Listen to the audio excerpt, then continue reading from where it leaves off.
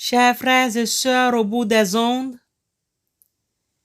l'homme qui a de la sagesse est lent à la colère et il met sa gloire à oublier les offenses. À travers ces extraits des Proverbes 19, 11, recevez nos salutations fraternelles et la joie de Christ. Invoquons l'Éternel avant l'adoration, la lecture et l'écoute de sa parole. Ô Dieu Tout-Puissant, pour ce jour, ouvre nos cœurs et nos pensées. Communique-nous tes désirs pour que chacun et chacune d'entre nous retrouve la paix qui vient de toi.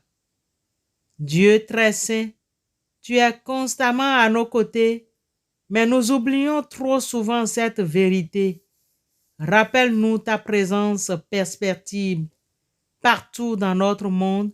En ce moment où nous ouvrons la Bible, aide-nous à entendre ta voix perspective à travers la lecture des Écritures qui sont vérité. Amen.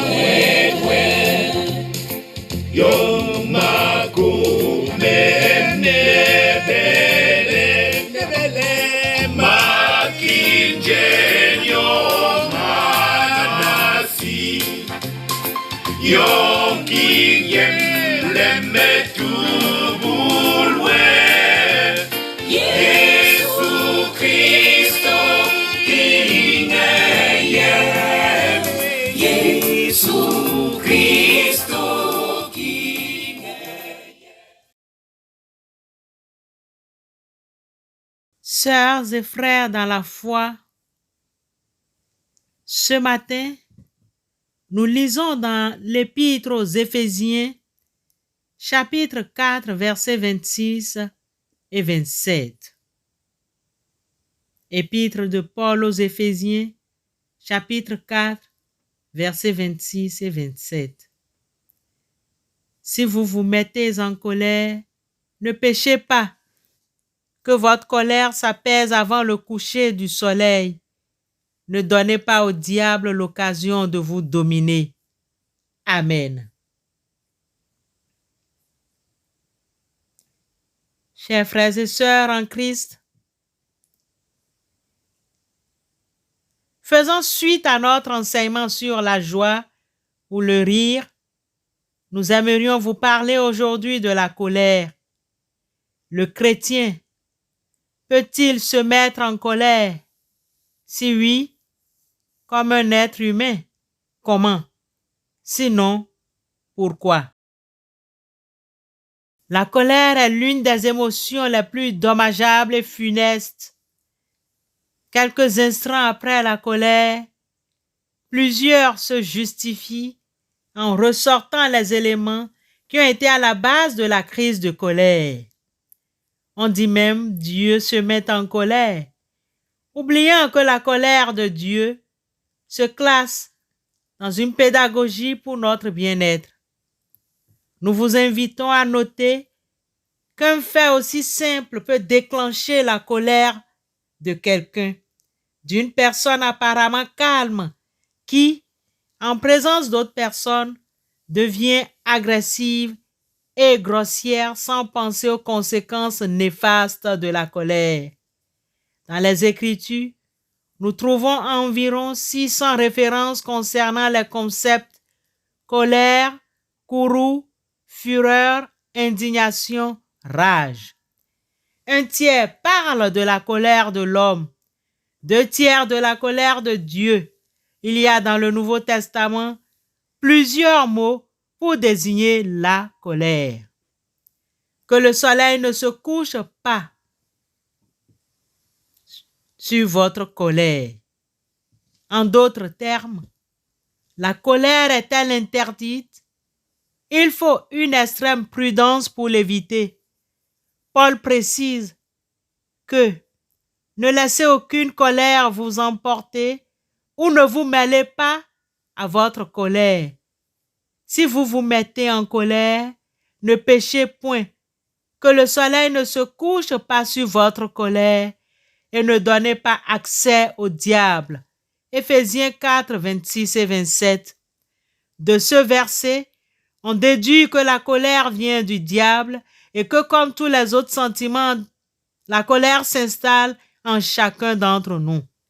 C'est pourquoi, souvent, la personne colérique prend du temps avant de s'apaiser. Mais la Bible conseille de libérer sa colère dès que possible pour éviter de pécher.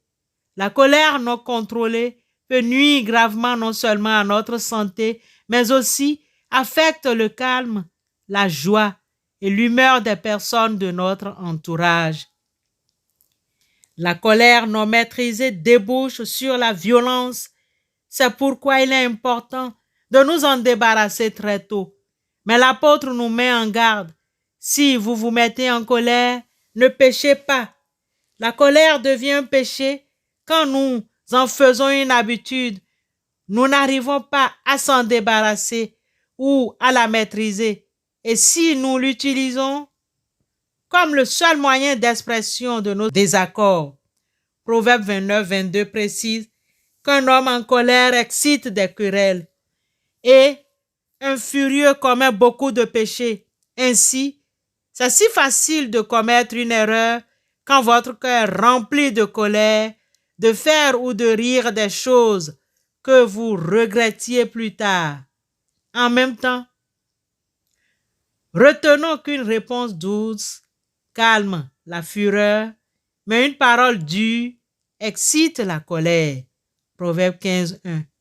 La prochaine fois que quelqu'un vous confronte avec agressivité, répondez-lui calmement. En conclusion, nous sommes encore interpellés ce jour, croyants en Christ. Dieu parle à quelqu'un et à nous tous. Nous sommes avertis très sérieusement au sujet de la colère. Nous sommes souvent prêts à penser légèrement sur ces manifestations. Rappelons-nous que nous sommes le temple du Saint-Esprit qui habite en nous. Soumettons-nous au Saint-Esprit habitant en nous. Éphésiens 1, 13 et 14 nous rappellent. En lui vous aussi, après avoir entendu la parole de la vérité, l'évangile de votre salut, en lui, vous avez cru et vous avez été scellés du Saint-Esprit qui avait été promis, lequel est un gage de notre héritage pour la rédemption de ceux que Dieu s'est acquis à la louange de sa gloire. Personne divine, le Saint-Esprit habite dans chaque croyant.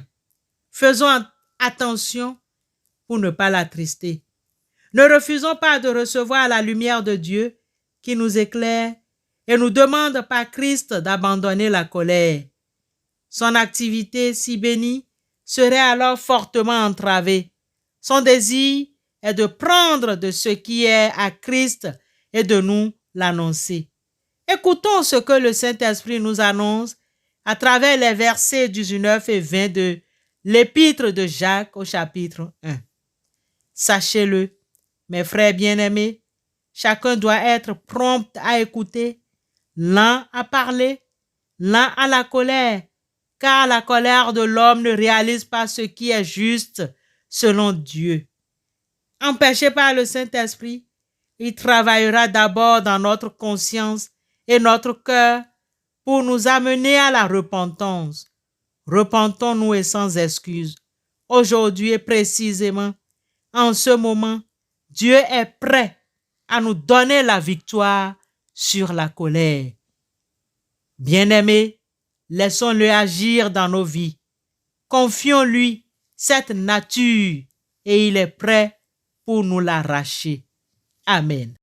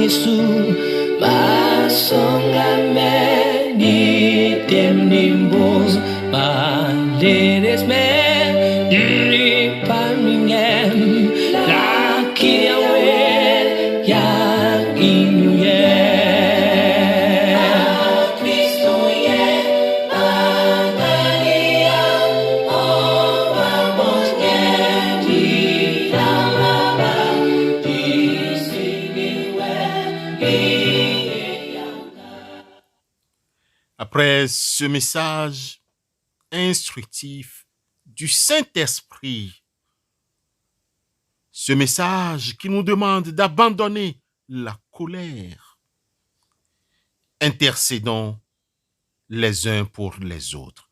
Prions le Seigneur. Dieu Tout-Puissant, merci pour ta parole qui nous corrige et nous rappelle certains de nos états d'âme que nous devons abandonner. Aide-nous. Saint-Esprit, viens à nous. Nous abandonnons souvent à l'impatience et la moindre contrainte nous révolte. Nous sommes le plus souvent impatients et nous nous mettons en colère pour un oui ou pour un non. Pardonne-nous. Aide-nous à nous débarrasser de cette colère. Dans notre colère, nous exposons à une passion dangereuse. Pardonne-nous et aide-nous à nous guérir de la colère. Saint-Esprit, nous ne pouvons pas vaincre ce mauvais état d'âme sans ton aide. Nous avons horreur de cette colère et nous avons soif de mettre en pratique tes leçons et par le Saint-Esprit, aide-nous.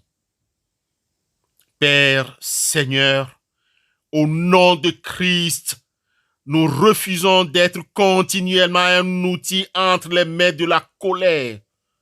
Nous refusons d'en être esclaves. Nous libérons de son piège par le pouvoir de Christ Jésus. Dieu, notre Père et notre Seigneur, nous te demandons que ta parole remplisse notre cœur et calme nos nerfs à chaque fois que la tension de la colère monte en nous. Au nom de Christ Jésus, nous te prions. Seigneur Dieu, nous te demandons de nous donner la grâce de refléter le comportement de Jésus et ses sentiments. Accorde-nous le privilège d'être calme et facile dans toutes nos actions. Au nom de Christ Jésus, nous te prions. Amen.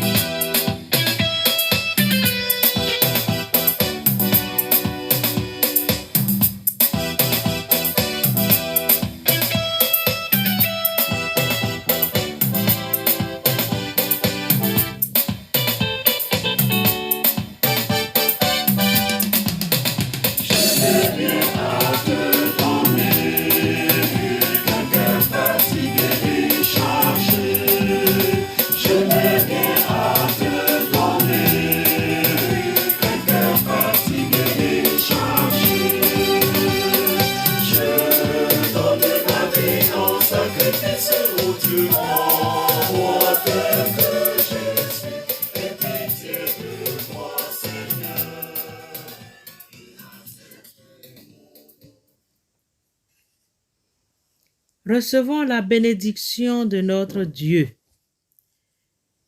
Dieu vous bénit et vous garde. Il vous accorde sa grâce. Il tourne sa face vers vous et vous donne la paix. Amen. Bonne journée à vous tous.